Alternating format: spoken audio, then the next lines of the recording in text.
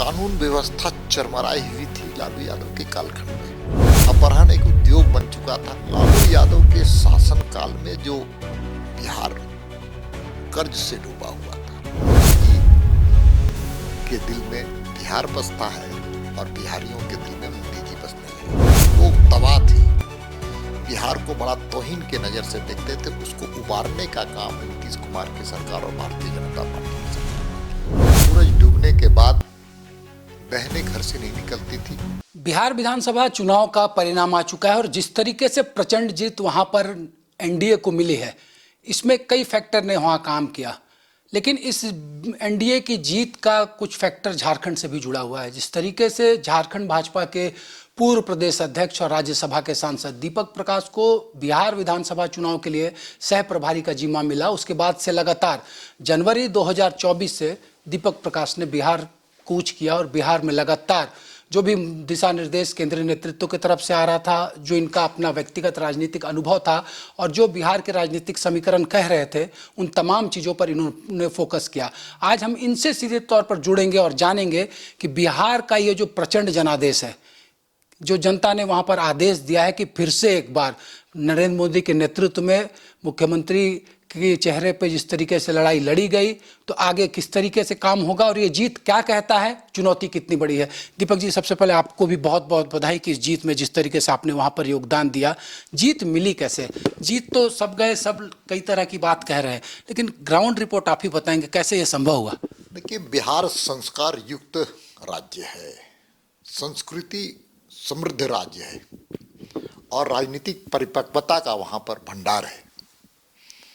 वहाँ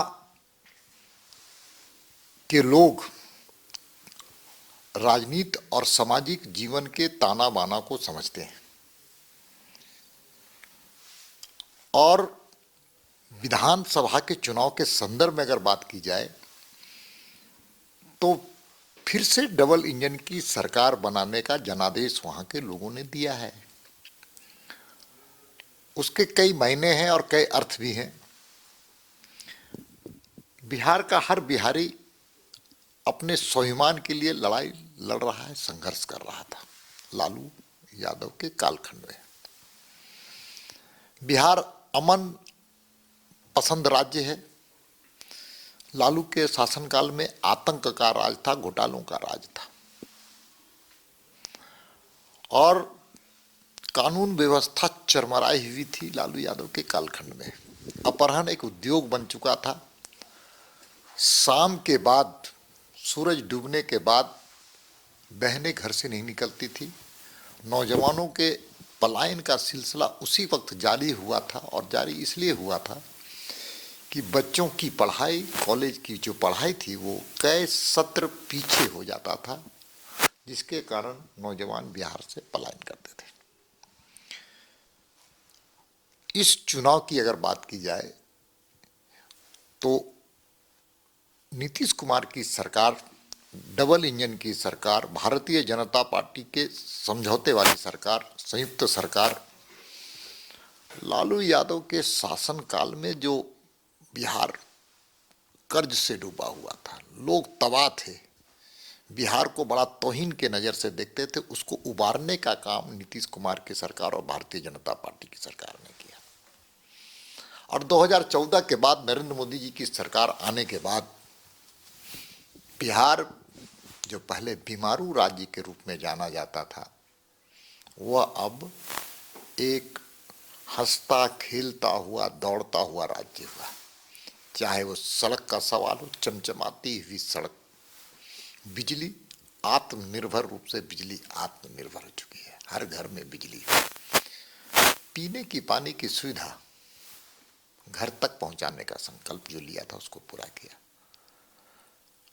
और सड़क हो, बिजली हो, पानी हो, शिक्षा हो, चिकित्सा हो, कानून व्यवस्था हो, इन सब चीज़ों में डबल इंजन की सरकार ने बेहतर काम किया था।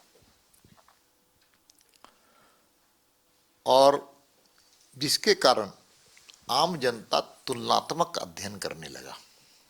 तुलनात्मक अध्ययन करने के बाद ये पाया कि लगातार प्रधानमंत्री जी के चाहे 5 किलो अनाज का सवाल हो घर घर तक पहुंचाने का, स्वच्छता अभियान में शौचालय बनाने का काम हो, आयुष्मान कार्ड हो, मुद्रा योजना हो, चाहे वो गरीबों का सवाल हो, उसके लिए योजनाओं को प्रधानमंत्री ने भेजने का काम किया। महिला सशक्तिकरण की योजनाओं को जमीन पर धरातल पर पहुंचाने का काम किया और नौजवानों के रोजगार के सृजन के लगातार उपाय करती रही है केंद्र और राज्य की सरकार। और किसान जो अन्नदाता है उसके बारे में गंभीरता से विचार करने का केंद्र की सरकार ने काम किया, राज्य की सरकार। अब राज्य की सरकार की अगर बात की तो 125 यूनिट बिजली मुफ्त देने का काम किया, महिलाओं को रोजगार से जोड़ने के लिए अलग से आर्थिक सहायता देने का काम किया। तो ये परिस्थितियां निर्माण होने के बाद वहाँ की जनता मोदी जी के दिल में बिहार बसता है और बिहारियों के दिल में मोदी जी बसने लगे और ये इसका परिणाम है। लेकिन अगर बात की जाए, मैं जब वहाँ गया था 2 साल पहले तो तावड़े जी प्रभारी थे और मैं सहप्रभारी के रूप में, जहाँ तावड़े जी ने सभी जिलों का प्रवास किया तो मैं सभी मंडलों में, सभी विधानसभा के मंडलों के अध्यक्ष और महामंत्रियों के साथ बैठक करके बूथ मैनेजमेंट, बूथ सशक्तिकरण, बूथ और पंचायतों में जो पार्टी की इकाइयां हैं वो कैसे मजबूत हो, मंडल की हमारी इकाइयां कैसे मजबूत, ये सब हम लोगों ने करने का काम किया। कई ऐसे सामाजिक और राजनीतिक बिंदु को हम लोगों ने बेहतर बनाने के लिए वहाँ सहयोग करने का काम किया है। हम एक सहयोगी के रूप में वहाँ के कार्यकर्ताओं ने किया है, मेहनत उन लोगों ने किया है, एक नई ऊर्जा उनके पास थी।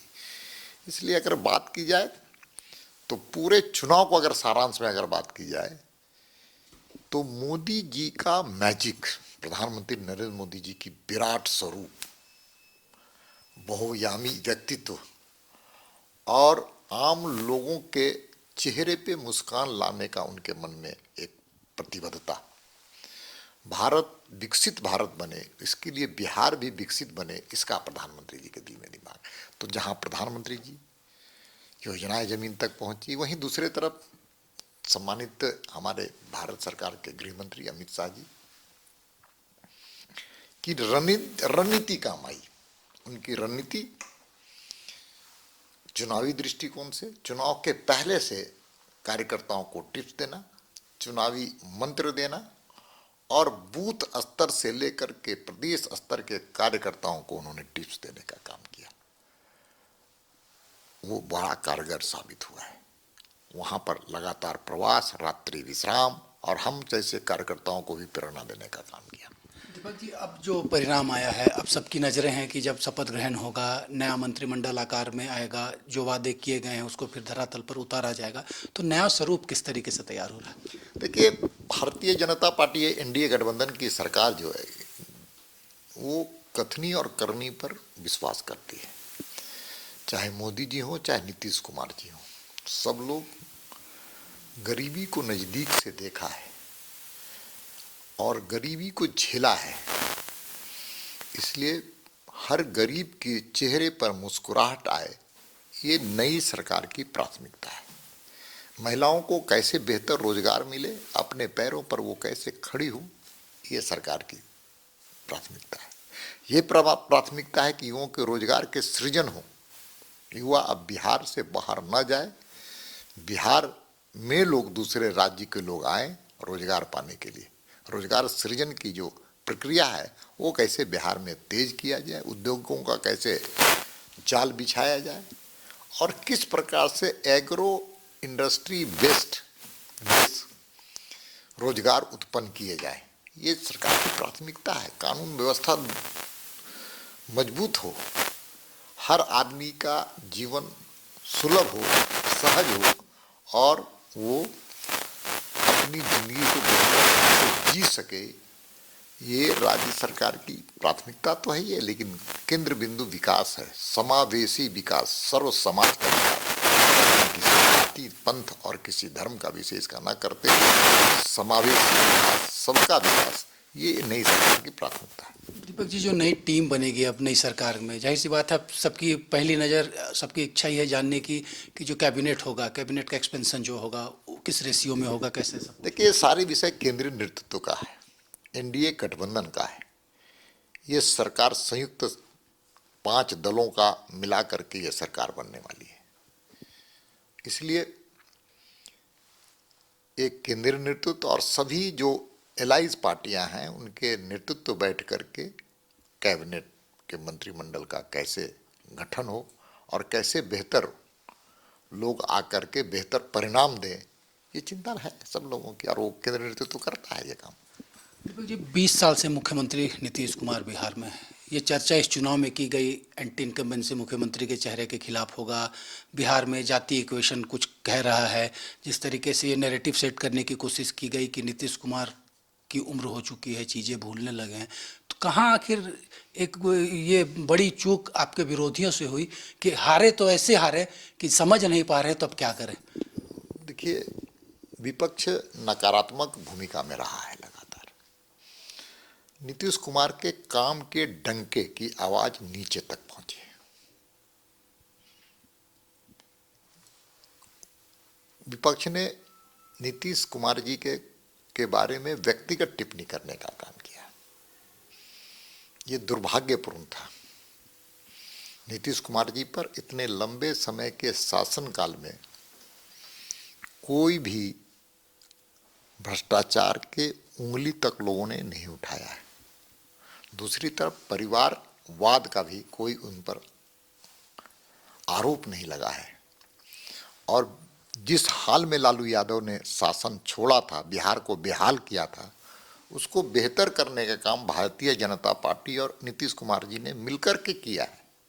और बाद में हम कह सकते हैं कि प्रधानमंत्री नरेंद्र मोदी जी का बहुत महत्वपूर्ण योगदान है बिहार को समर्थ बिहार बनाने के लिए, विकसित बिहार बनाने के लिए।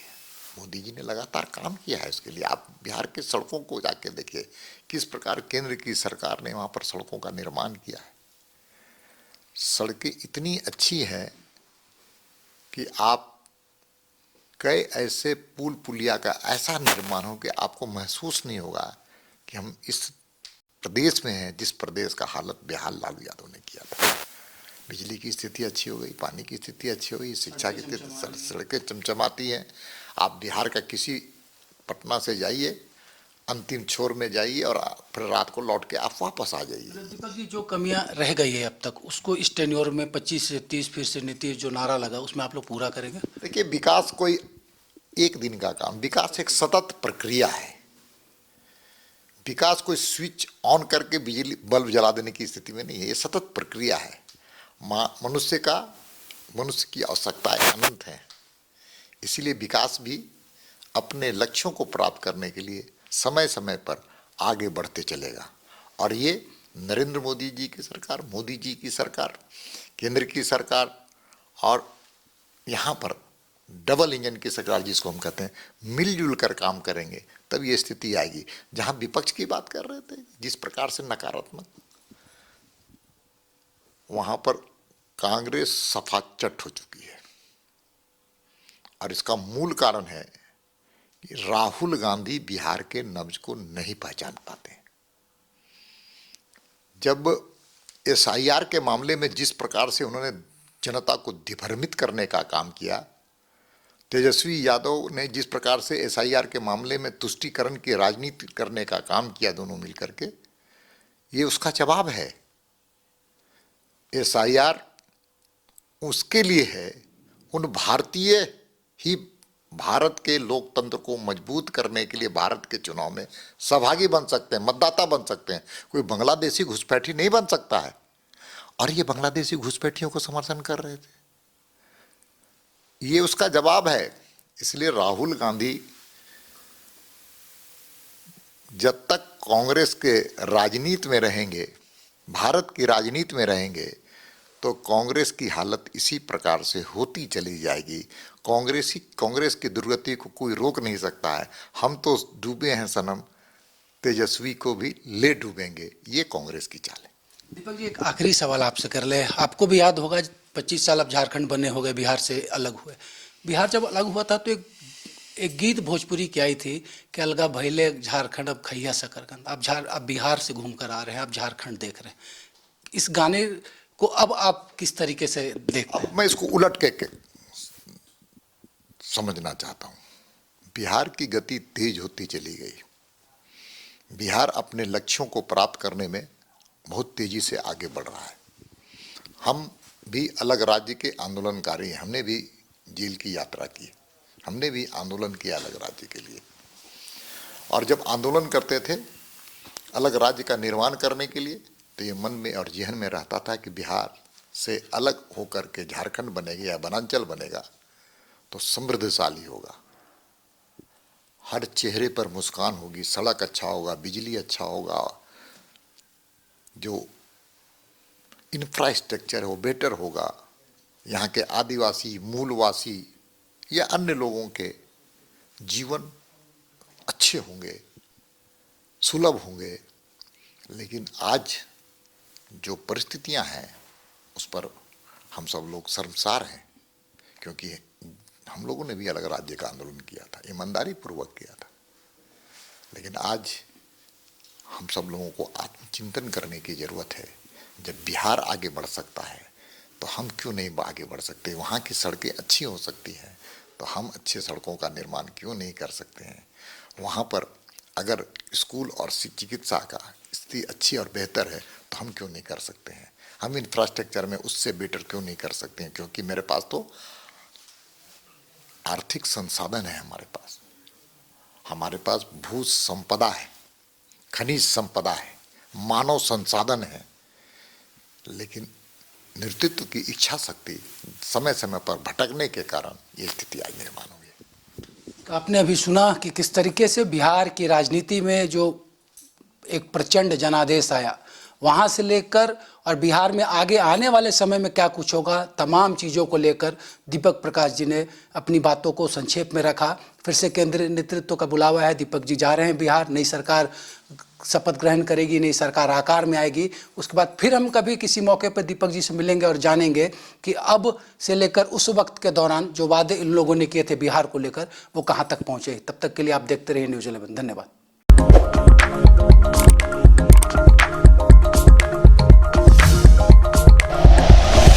Like and share videos, subscribe करें हमारा चैनल और प्रेस करें बेल आइकॉन। न्यूज़ 11 भारत, सच है तो दिखेगा।